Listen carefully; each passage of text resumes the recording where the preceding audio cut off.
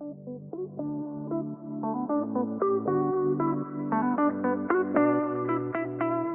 everyone, and welcome back to the Social Hour Podcast, a podcast for sewists by sewists. I'm your host, Bethany.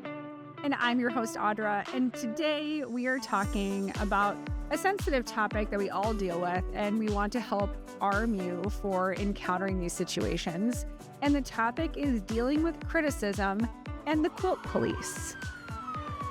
Yeah, when we were going through these notes, I'm not going to lie, and I said this to Audra before we recorded this episode. I was like, this is kind of triggering some memories I kind of had suppressed of some encounters I've had. And I know we've talked about this a little bit throughout our series of episodes so far, but we felt like there was a place to kind of dedicate some time to it, because talking about it is one thing, but empowering you to be able to let it roll off your back and not stick to you and have a lasting impact or be the only noise you hear, I think is really important. So we're going to empower you with that, share some things that work for us to be able to move past that, because we encounter it, and we know we're not the only ones. And noise is the perfect word, because that's what it is. It's just noise. It is absolutely noise, which we can tune out if we choose to tune it out. So we're going to talk through a lot of that, because ultimately we do these creative journeys to fill our tanks, not fill other people's tanks. So what's our icebreaker question today, Audra?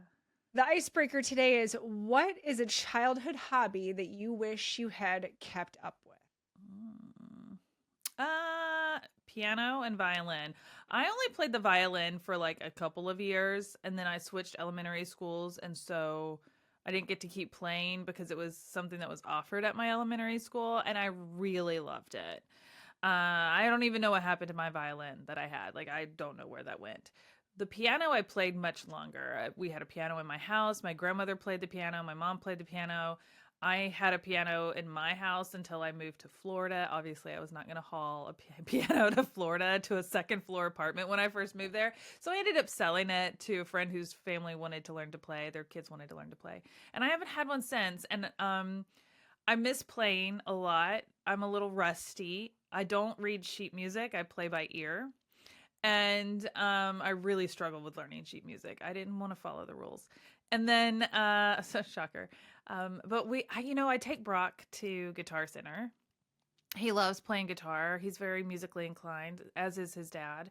And so one time we were at Guitar Center, and he was like, "Didn't you used to play the piano? I remember us having one." I was like, "Yeah, I used to play for you all the time." And we would sit and play together, and he'd bang on the keys. And he's like, "Well, do you want to look at the keyboards?" I was like, "Sure." So I went over and I sat down and played at a few, and he was like, "Mom, you're like, I forgot how good you were." I was like, "Oh, that's really sweet." And he was like, "One day when I finish college and I get my first real job, I'm going to buy you a really nice keyboard so you can keep playing." Isn't that the sweetest thing? Because it is never too late. It's never too late. And I would love to have another like small like upright or something like I used to have, but I love playing. And some of my favorite memories with my grandmother were playing. When she would play, because she played at her church, when she would play, her rings would be so loose around her finger that part of the sound of the song she would play was like the click, click, click of her rings tapping on the keys. And so every time I like play with rings on and I hear that, I just think of her. It's just, music just brings back a lot of really sweet memories for me. What about you, Audra? What is something that you would like to wish you had kept up with from your childhood hobbies?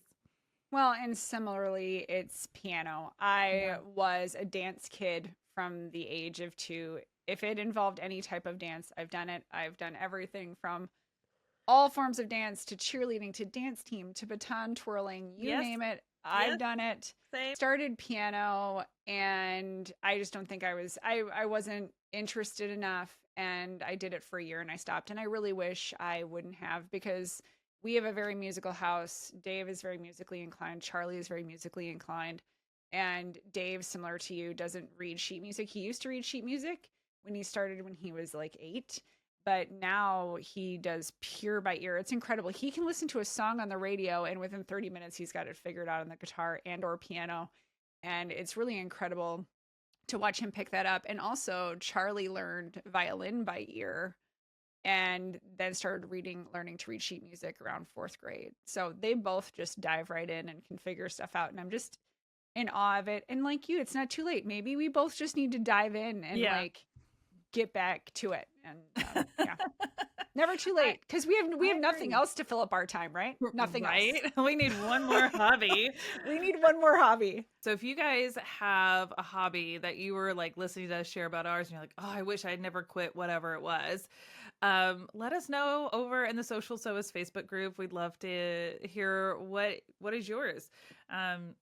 We all have something that we started and probably didn't stick with, and now all these years later, we're like, man, I kind of wish I had stuck with it. But it's fine. It's like she said, it's never too late. All right. I think that was a fun little opener because this conversation is going to be a little heavy today. As I said, I'm going to put a little trigger warning in if you've had some experiences. But at the end of the day, this whole conversation is meant to empower you. That's all that we want to do is empower you. It's not to focus on the negative. It's to focus on how we can overcome those negative moments. Like we said, we all experience it. And so we're going to start by talking about the quilt police a little bit because Yeah. the quilt police are real.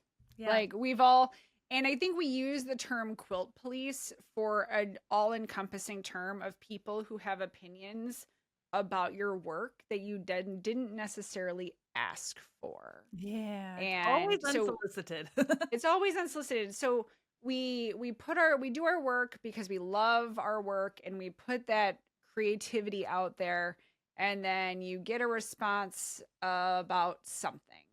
And it's color choices, technique. Oh, you should have done this. Why didn't you choose this thread color? Oh, that's not how I would have done it. And we all get it. And I think we're used to it in our everyday lives. I think we have critique in our everyday lives, both good and bad. But I think it hits more to a vulnerable place when it comes to our sewing, because this is supposed to be our happy place. This is supposed to be our outlet. This is us putting our creativity out. So when someone has opinions about our creativity, it's a little harder to deal with. And, we're already our biggest critic ourselves. Like, we are hard enough on ourselves. We scrutinize our work, as it is.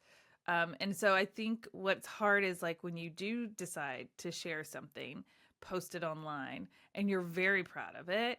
And then to get those kind of comments or feedback, it stings. I'm not gonna lie, it stings. It hurts. So let's talk about constructive criticism, because I feel like there's a time and a place, but if it's not asked for, I wouldn't just assume that someone wants it. Right? Like, that's kind of part of it. So constructive criticism comes with like helpful intent. The delivery is sensitive.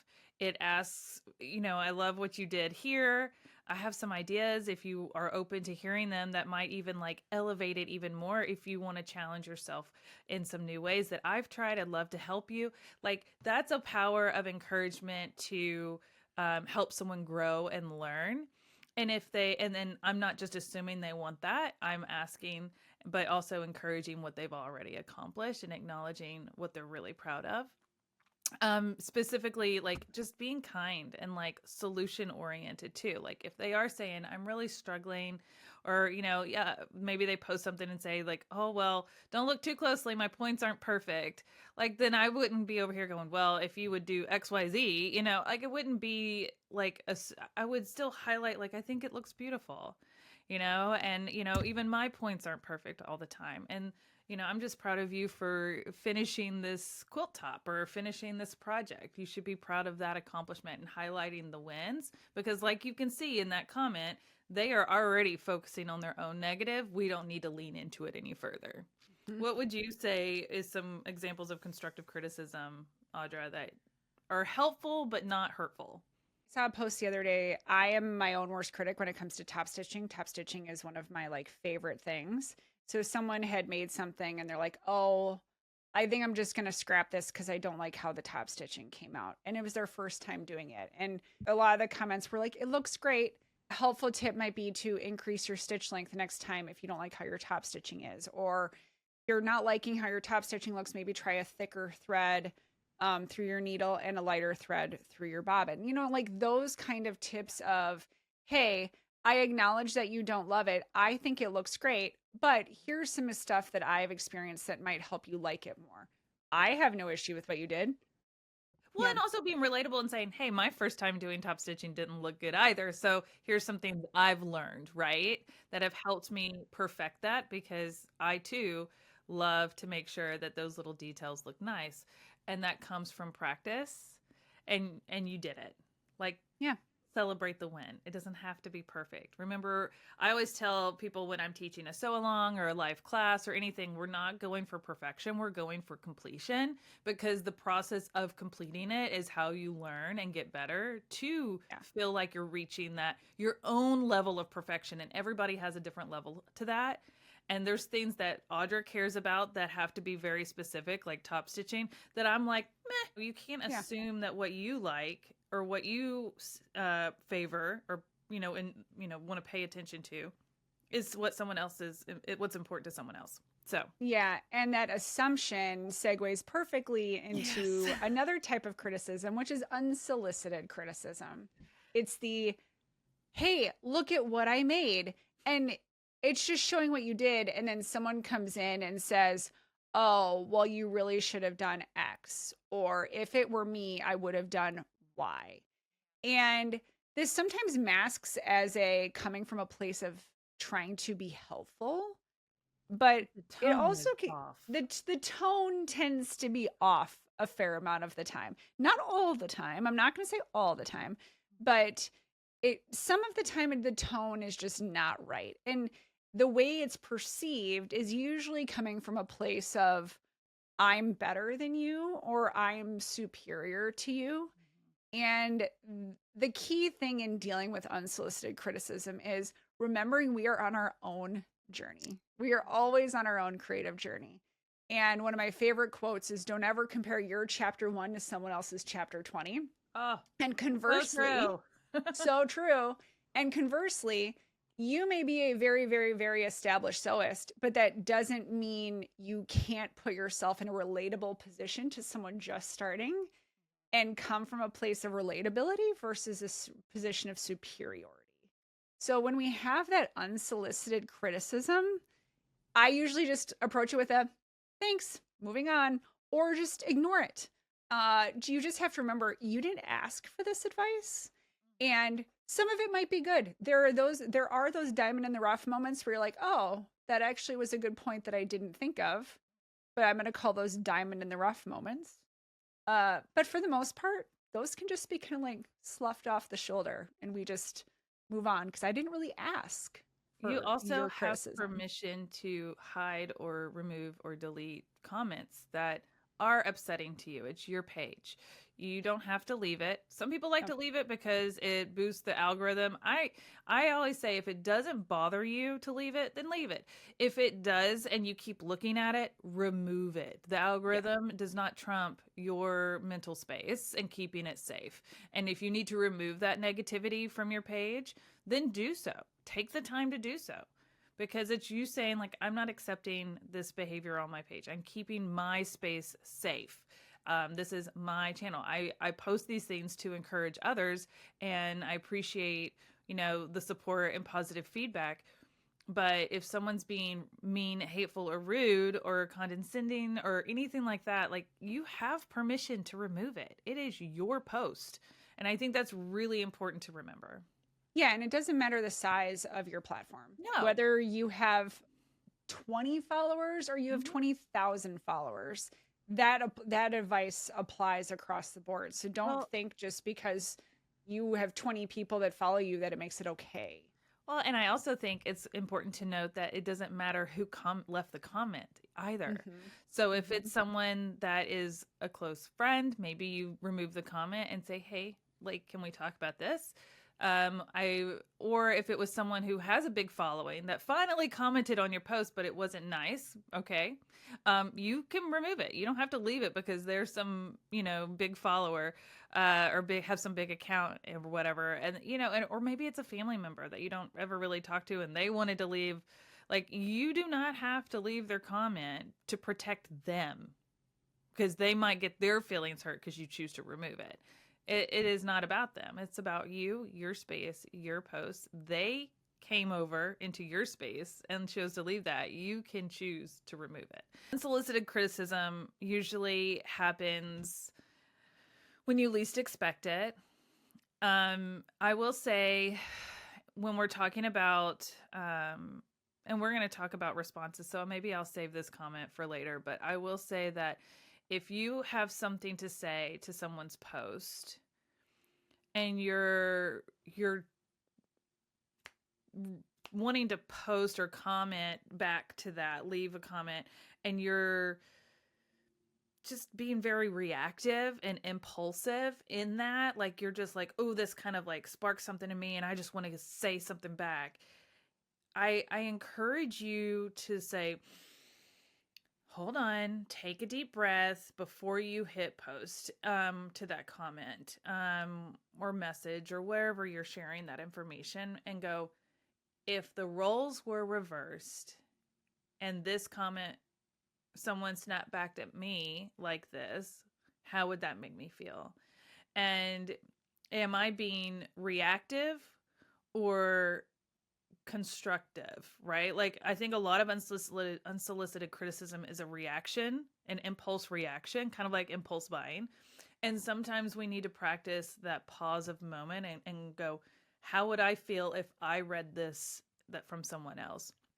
Because honestly, that's when you can go, this isn't supportive or helpful or really producing anything positive could possibly come from this comment. Maybe I should revisit how I word that in a way that is like me sharing my feedback. Maybe it was asked for, but in a way that is not so hostile or negative or ugly or mean, like I feel like we just always need to take a moment to like pause and breathe. And my mom always said this, and I'm sure you've heard it before, but if you don't have anything nice to say, don't say anything at all. Just because you're hiding behind a keyboard and a phone or whatever, and you're not saying this to someone's face, if you would not say it to their face, you shouldn't type it either. The next criticism we're going to talk about, the final one before we kind of talk about how to handle, is projection based criticism. And I think we hear the term projecting a lot more in recent years than we did 5-10 years ago.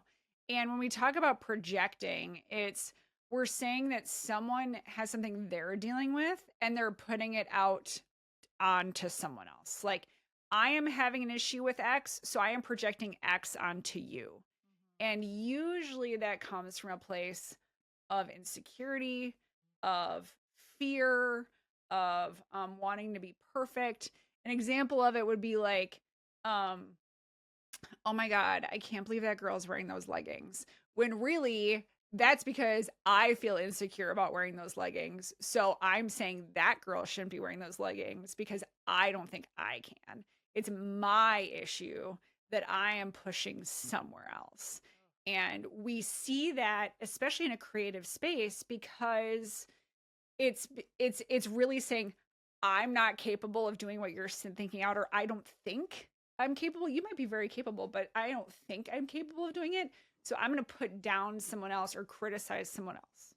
Or maybe you see someone have the courage to post something that you wish you had the courage to share a post too. Yeah. And then you're kicking yourself because you didn't do it. You ignored it. This is that big magic moment, right? Yeah. Where if you don't act on it, someone else will. And you can't be upset about that with them. You can be upset with yourself, but you cannot project that on other people. It's a little bit of jealousy. It's that jealousy of like, dang it, why didn't I do that? Why are they doing that? And it's like, well, I also think projection-based criticism leaning into jealousy comes from a point of jealousy because, I've lost friends over it. People who I've supported and cheered on and encouraged and seen them grow and do amazing things. And I love doing that with other people. But if they can't be happy for my wins and successes, what kind of friendship is that? And that's stems from jealousy. And it's like, what? I never got jealous that you got to do all these cool things. I'm so happy for you. That's amazing. Yeah. How can I learn from you? And how can you learn from me? But then that also has to come back around and say, hey, can I, and I need to be able to celebrate my wins in this space as well with that person too. And if I can't, and they react in a jealous way, that's not a supportive friend. And we've No. all encountered some of those people before. I think for me, when we were talking about projection based, I think about those of you who have a small business, who maybe have done some handmade items, maybe set up a booth at a vendor fair or craft show. I did that for 4.5 years with my pet bandana business. And I loved what I did, and I was very proud of what I did, and I loved that my bandanas were very different than everything else that would maybe pop up at some of these shows that other people were making, and I was really proud of that. And I had a fun experience for people and their pets when they would come into my booth, and it was just really a fun time for me. I loved dressing puppies; they were just the sweetest. And I think the most hurtful things that people would say in my booth, and keep in mind, these are like 10 by 10 spaces. Like you could be standing 2 booths down and I'm still going to hear what you had to say, right? Like it's a very small space. And so when they're in my booth at my tables, looking at my products, and they see things like, oh, I can just make this myself. Don't spend your money on these. I can just make it myself. I'll just make you one. Or, oh, I can just, I can do this. Or I get free bandanas when they get groomed, like the ones that tie on. Well, mine don't tie on. They were different. And so like, I'm like, okay, if it's not for you, that's fine. But like, you don't need to say that out loud in front of the person who has spent countless hours growing their business and making all of these by hand.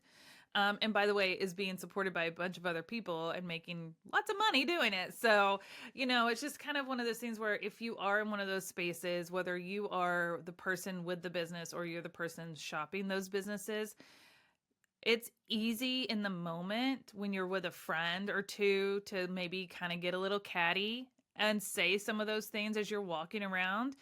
It can be an opportunity to kind of be a little judgmental, because maybe it's not to your taste, not something you like, something you feel like you could do yourself, whatever. But sometimes those comments need to be kept to yourself or saved for a moment when you're not around the people who have spent all that time making and creating. So it's like, hey, I heard what you had to say, and here's my positive response of kindness. And sometimes they'd be like, oh, that's really cool. And actually, do you have one that would fit this dog? And yeah, sure. And the next thing you know, they're shopping with me. Right. Like it didn't make me not want to do business with them. It just made me help them decide, are you going to stay or go? Because I don't want that negativity in my space anymore. And it helped me kind of take control of that. But yeah, if you are someone who wants to start a small business and do those vendor shows, just know that it happens, but know that it's your space. You paid to be there and have that space, and you have the power to control what comes and goes. Well, and in managing your space physically is similar to managing your space digitally, and we'll talk about that a little bit too. Being the history person here, I also very much believe in the power of empathy, and we see 1% of people, maybe 10% of people. The reality is we only see what people allow us to see. There's so much more going on with people than we could ever realize. So that's why I very much, when I encounter people, especially with negativity, is I have no idea what's going on in your life. I'm seeing a small part of you. I have no idea what battles you're fighting. I have no idea what's going on. So let's talk a little bit about Quilt Police and why they show up, where they've kind of come from. So this is kind of an empathy part of it, is framing it in a way of like, why is this coming at me? And then we'll kind of talk about, do you clap back or do you respond with grace? That's so And hard. so we'll talk about, first, it's really, a lot of it's community history. Quilting especially has deep traditions and very strong opinions about techniques and how things are done. So that is part of this quote unquote quilt police, with air quotes, because there's just very deep nostalgia about doing things the way it should be done from a historical aspect. And we know times change and things change, and there's that nostalgia that ties into that, things being done the quote unquote right way. But we also need to realize we all learn differently. So those that were taught to do a flying geese block a certain way, there might be a way that someone has to do it that is better for them because they learn differently. So that's part of where this quilt police comes from, is nostalgia and history and those deep roots. And then we kind of get into we have in area experts, in air quotes experts. So we have I people wish who you guys, if you're listening, you could see how many times there's a Audra's lot of done air air quotes happening here. Because it's a lot of grain of salt stuff, right? So, but you have someone who specializes in something. So say someone is like, I am the expert, air quotes, in English paper piecing. So I have my identity tied to how I am an expert in this specific technique. So I have very, very strong opinions about said technique. And that's another area of which this quilt police view can come in from, because they feel very strongly about things being done a certain way, and their identity is tied to that certain way. And so I think some people feel the pressure to stand up and say, oh, well, you should do it this way because I am the industry expert. And it's like, well, that's how you do it, but maybe that's not how I learned. And Right. they may not realize that. And the elephant in the room is the internet gives everyone a microphone, including us. But that doesn't mean that gives them tact in delivery. That's very true. And you know, there's certain things. Yeah. Well, I'm going to use Bethany for example. So Bethany and I will text back and forth. Yes. Right. And I am a very emoji, exclamation points, smiley faces, type of texter. Okay. Bethany, sorry to call you out. You're not. Oh, I know I'm not. She is very like to the point, mostly lowercase, no punctuation, minimal emojis, right? Very direct to the point, move on. Very direct to the point. So if I didn't know Bethany, I would read the text and be like, oh, is she mad at me? You know, because like the tone in her text doesn't feel warm and fuzzy and emoji and exclamation point. Right. But I know Bethany and I know she doesn't mean it that way. I will say though, to my defense, I don't start our relationship that way. It evolved. No, and it evolved. You've learned that like my ADHD has like, I want to respond to you.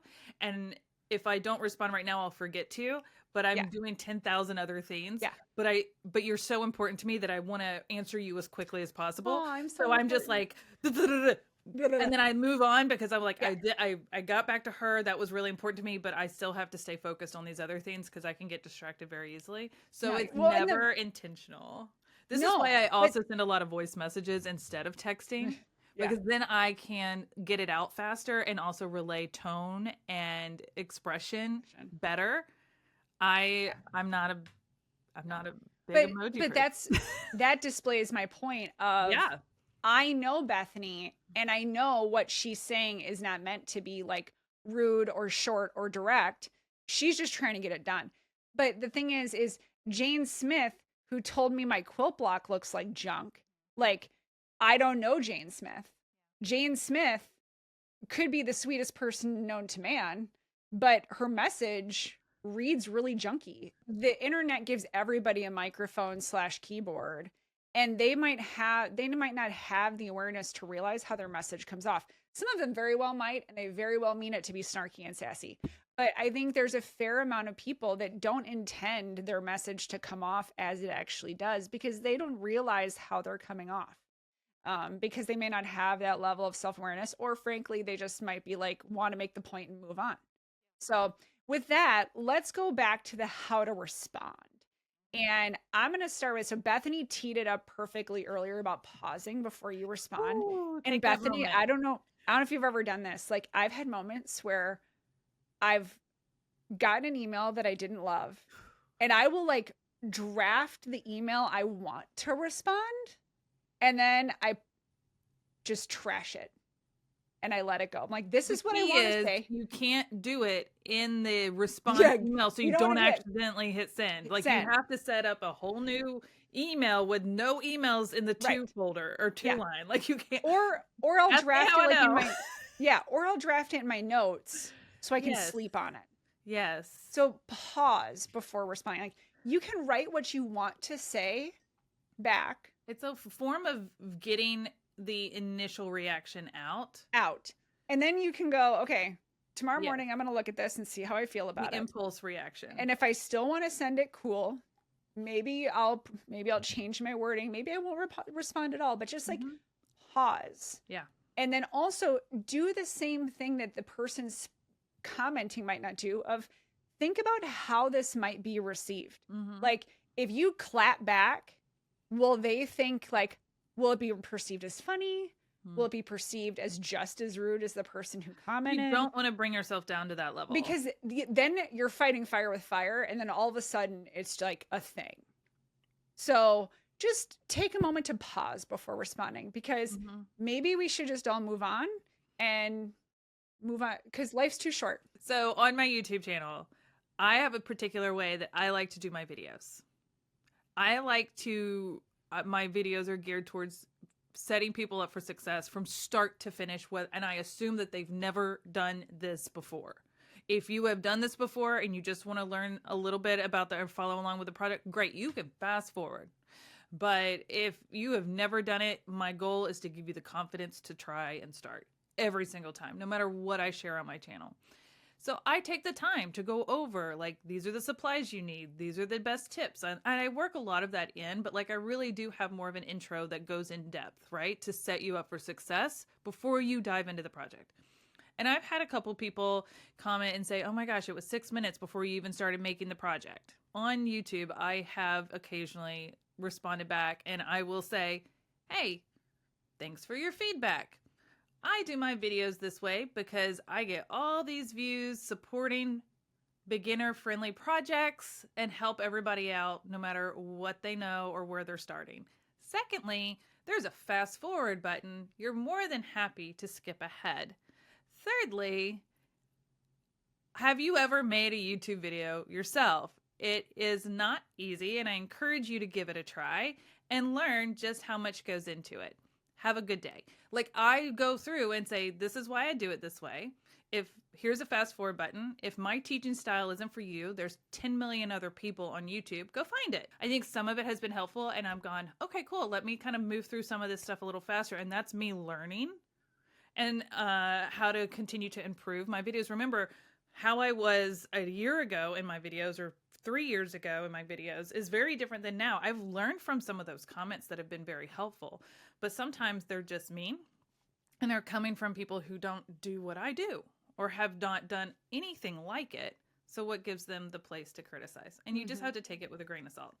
So it's hard, but there have been times where I've said some things back, but I don't impulse respond. I kind of take a moment. My second thing is I don't write the email like Audra does. I phone a friend. It's either my fiance, it's my mom sometimes, it's Audra, it's some of my other sewing friends. I'll phone a friend or I screenshot the comment and be like, how should I respond to this? Or, and then they'll let me vent my frustrations in a safe space. And then I don't feel so bad about it. And then I end up just like ignoring it or removing the comment or whatever. And I don't even respond.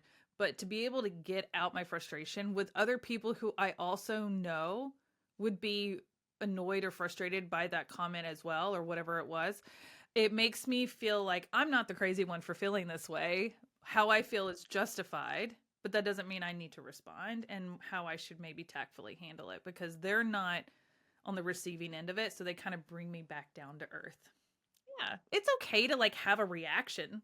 I would Yeah. expect you Oh, to have a absolutely. reaction, but it's how we respond to that Hmm. reaction that determines, do we rise to the occasion and be the bigger person? Do we walk away and ignore it? Do we tactfully and positively respond in a way that kind of shuts down the negativity? Or do we end up going and just meeting them at their level Yeah. and then having regret later? And we've all been guilty of doing that, and then I tend to like go, oh, I shouldn't have said that. Delete. I think that's really helpful. Bethany, could you tell, because you're much better at this than I am, Mm-hmm. talking about setting some boundaries Hard. online, because like Yeah. you've turned off some stuff that I Yeah. haven't, and you're much better at setting boundaries than I am. I've set boundaries for a few reasons, not just to protect my space, but also so I get distracted. Yeah. Shocker. And so like notifications really can be distracting. I also have this like millennial tendency to like want to respond to every single person right away because I don't want anybody to have to wait on me, and I don't want to miss any comment or DM, or and I want to help everybody, and I have this like, and I can only pour so much at so many times, and I want to make sure I'm doing right. And I've kind of figured that out. So if I am overstretched or busy with work or doing a lot of things, those messages can wait. And I can always respond later because then I know I can give them my best at a later time. Otherwise, I'm not giving my best to either things that are trying to pull my time. So, one thing I've done, and I don't know if this is on other phones besides iPhones, but there's an option where you can set like focus time. And we've talked about this a little bit before. It's in the same place where like do not disturb is. I use do not disturb every time I'm filming. Then there's you can set personal time, you can set work time, you can set sleep time, and then I also have to-do list time on the weekend. So I have dedicated time on the weekends. And what this does is I can say like during these times, I don't want to receive notifications from these apps. Instagram, Facebook, YouTube, whatever it is, TikTok. I don't want to see it. And that's not that I don't want to see the notifications later when I have the time to tackle them, but if I see them while I'm trying to work or while I'm trying to do other things or spend quality time with my family or while I'm at sewing club or whatever, then I tend to get distracted, and I don't want to be disrespectful to those who are giving me their time. For me, I always felt like I needed to stay on top of my notifications and respond to things right away to help me grow my platform, and that's not the case. That's not the case. So I always get back to people if you respond to a story, even if it's just like a little emoji, I like it. Like I go through all my notifications, but I do it at a time where I can actually dedicate. And then when I do that, I find that I'm spending less time wasting time. Mm-hmm. Does that make sense? So it's controlling that, and it also helps me set boundaries of like, am I in the right headspace to tackle these? Am I in the right headspace to respond to these? Am I in the right headspace to embrace any negativity that could come through in those notifications or DMs? And I have to deal with that. Yeah. And I have to choose when it's the right time. So I would say using your device settings to help with that is huge. I don't turn off notifications. I just limit when they are thrown in my face. I think the final thing in dealing with it, or how to respond, and then we'll go into how to reframe, but is consider the source.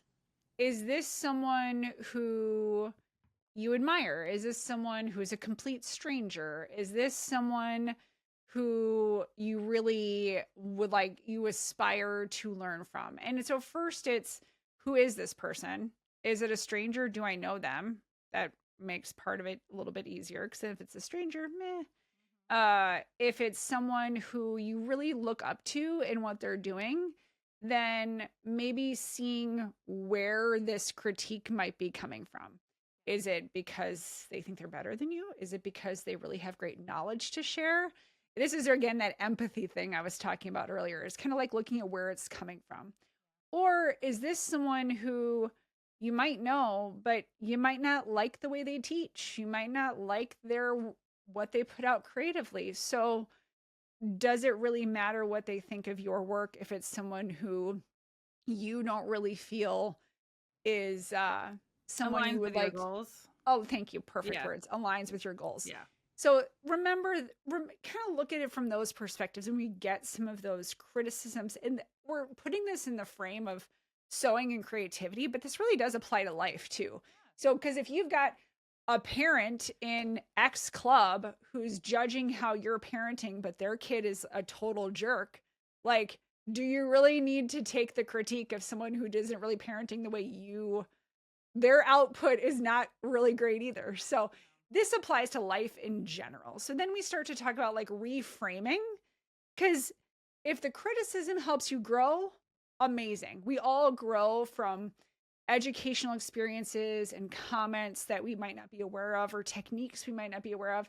The rest of it, out the door. Bye. Like, it's not, you don't need it in your life. And it's easier said than done, but it is possible. And we just need to like remember that if it is something that we could have done better, so that critique is something that's really helpful, that's how we learn. That's how we grow. That's the whole point of this venture, is we're learning and we're growing and we're improving as people and as sewists and as humans. And so if that critique that may have come off not so great does help us improve, there's that too. Like, the delivery may not have been great, but maybe I learned something today. And maybe you respond with like a, hey, this intrigues me. I want to learn more. I'm going to send you a DM so we can talk more, because you can only share so much in a comment versus in more in-depth conversation. And then it kind of also puts an end to any sort of negative tone that could have been perceived. I always say two things.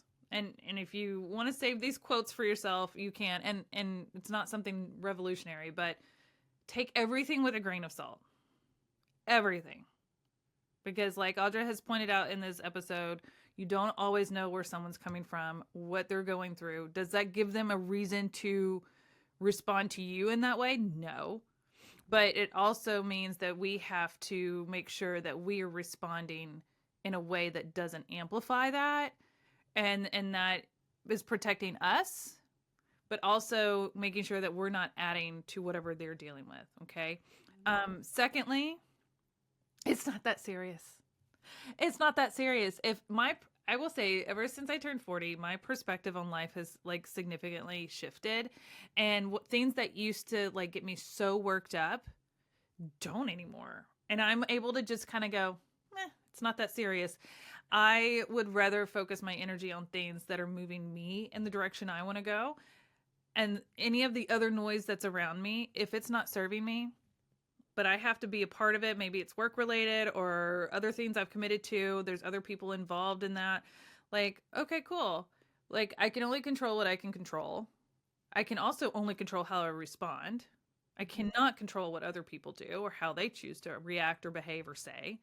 But at the end of the day, it's really not that serious. If you take a step back out of your immediate bubble and look at things from a bigger picture, an even bigger picture of like everything that's going on in your world, everything that's going on in your family, everything that's going on in your friends' lives, everything that's going on in the world as a whole. When you start really taking a step back and looking at it in a bigger sense, you go, okay, well, my moment feels really small right now, and it's not that serious. And then that's that moment of where you're taking that breath and going, I don't need to respond.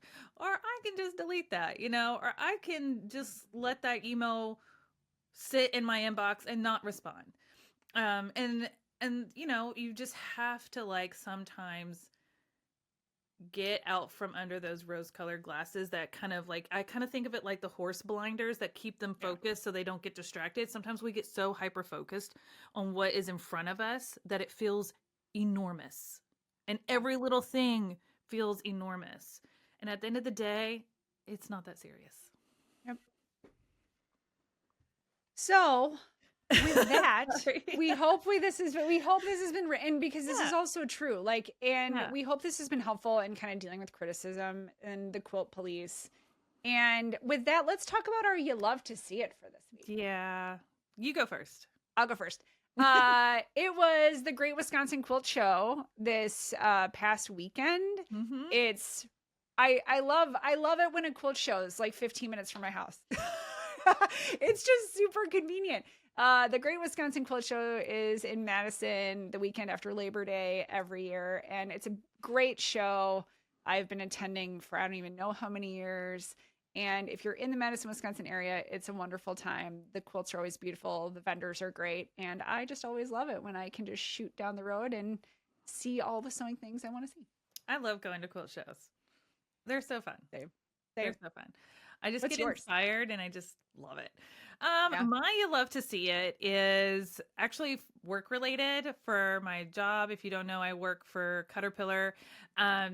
I started these virtual events called the Handmade Collective earlier this year. We've done two. The third one is coming up in like 2 weeks. 2 weeks from tomorrow. So I would love for you all to attend the Handmade Collective. It's a free virtual event. You can go to caterpillar.com. We'll put a link to it in the description. But if you go to the website, there's information all over the website about it. I'd love for you to go sign up. It's free to sign up, but what that does is it enters you into like all of our giveaways and extra discounts on products and all these other extra perks, but it's free. And basically, it's a 3-day live stream.